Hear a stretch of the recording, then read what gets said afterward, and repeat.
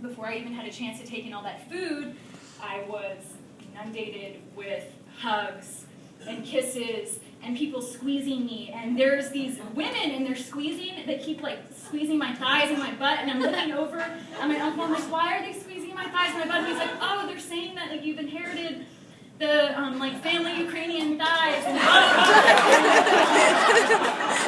and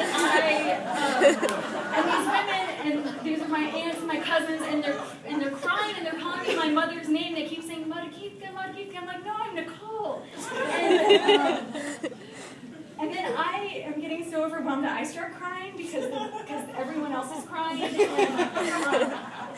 And so I kind of like step aside behind the house, like when someone's not touching me, and I kind of escape to like try to gather myself, and like not even alone for 1 minute, and one of my aunts comes and finds me, and she's patting me on the shoulder, and she's like, you know, I have very limited Ukrainian, she's like, you are sad, and I was like, sad.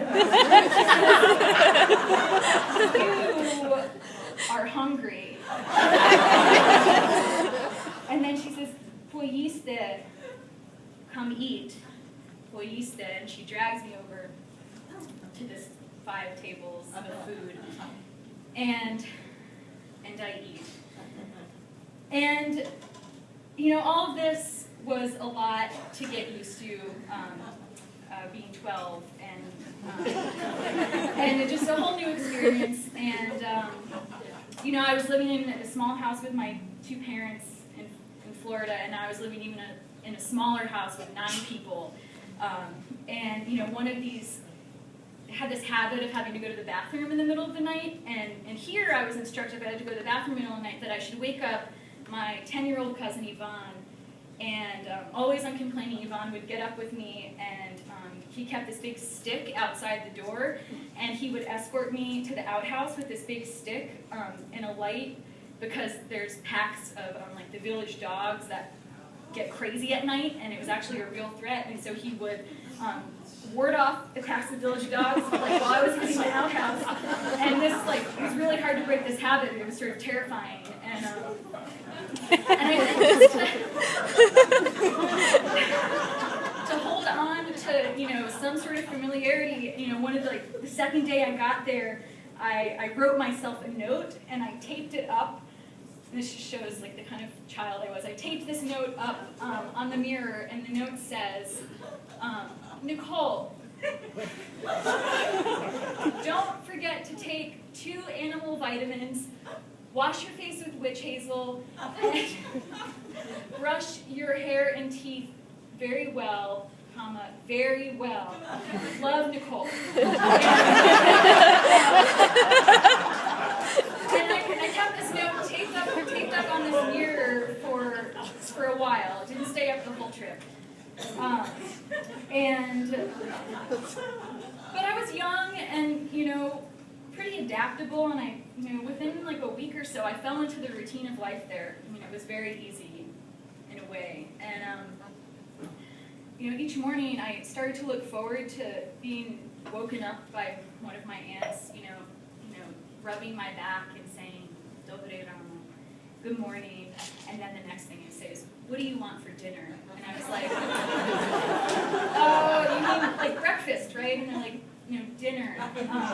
And it was confusing at first, but very quickly I realized that, you know, to feed 9 people from, you know, fresh, raw ingredients or something you have to process or harvest, and I was taking part in this, that does take all day when you have lots of other stuff that you're doing, so you had to start early to prepare for dinner.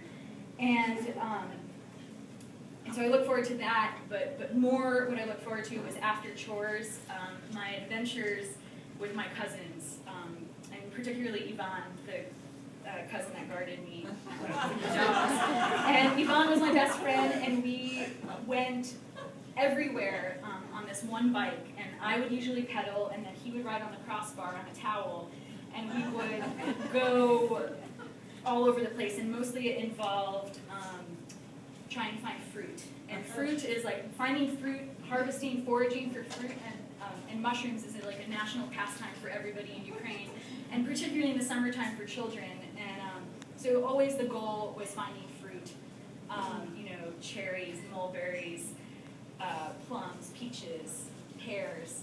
I could can't even list all of the fruits that we would always be finding. But this one epic day, we had the goal to bike to Romania. And they were cleaning the road to Romania. It was this dirt road, and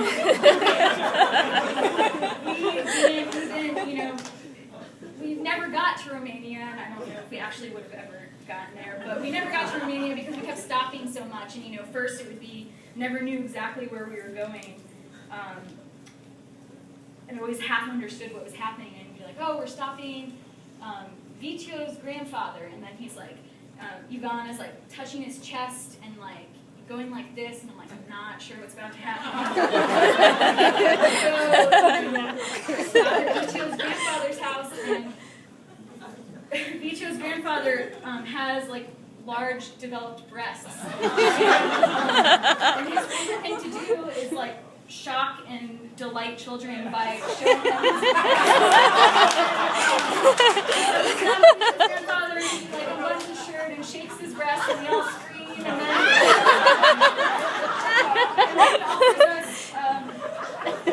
some of his homemade plum vodka, which is also like a perk, but disgusting, and so that's like the first stop, and then we're like 10 minutes, and like, all right, we're getting to Romania, but then no, we like stop in the peach orchard, and we like start gorging ourselves on unripe peaches, and then we get caught by the peach orchard owner, who's a man with one sharp tooth and a very tall hat, and is very scary, and we get chased out of the peach orchard. So we never get to Romania. And my days were like this, if you get an idea. And so among all of this, Shawnee's Slaughter Day rolls around, and I've decided that I'm going to videotape it. And I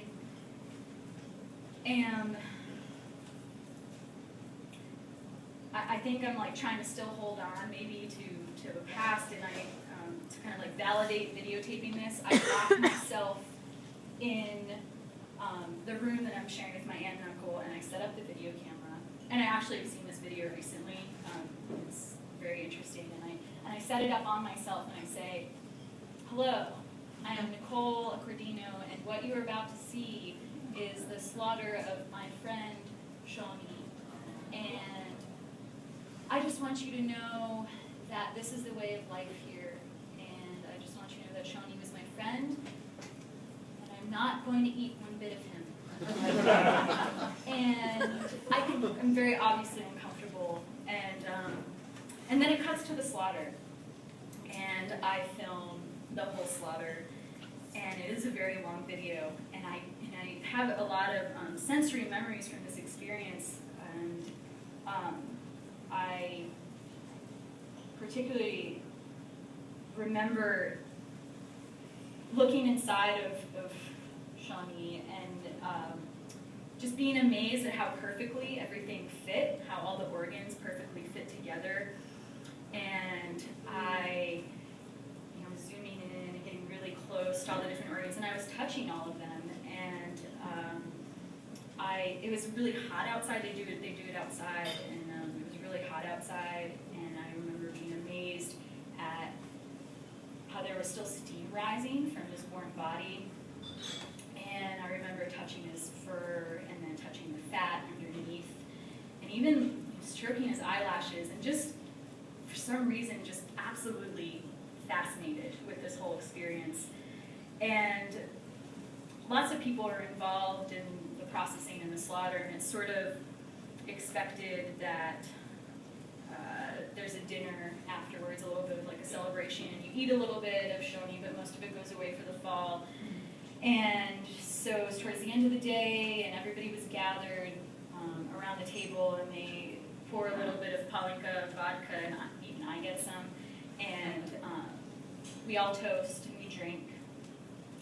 And then I'm passed a piece of roasted Shawnee, and I join in.